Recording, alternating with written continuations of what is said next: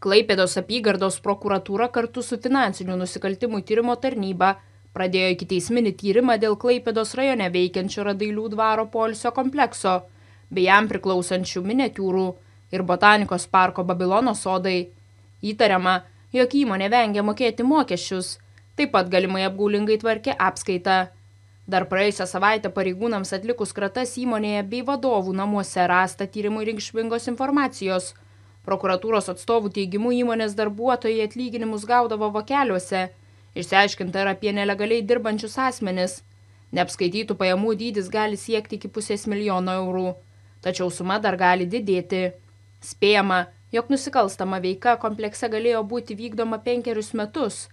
Tiesa, dvaro ir sodų veikla nesustabdyta, susisiekti su įmonės vadovai šiuo metu nepavyksta. Darbuotojų teigimu vadovai Andrius ir Vita Aušro šiuo metu užsienyje.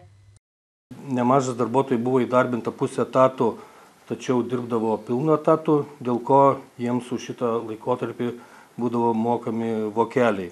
Taip pat įmonei buvo nustatyta, kad dirba ir nelegalūs asmenys, kuriems taip pat buvo išmokamas darbo užmokestis.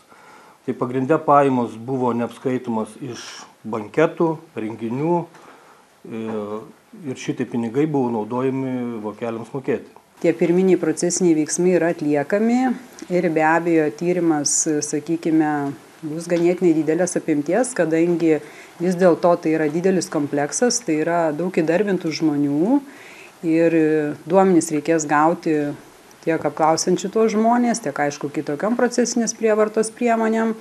Tai po to, kaip sakoma, išaiškėjus visai tai apimčiai be abejo bus pasitelkiami specialistai.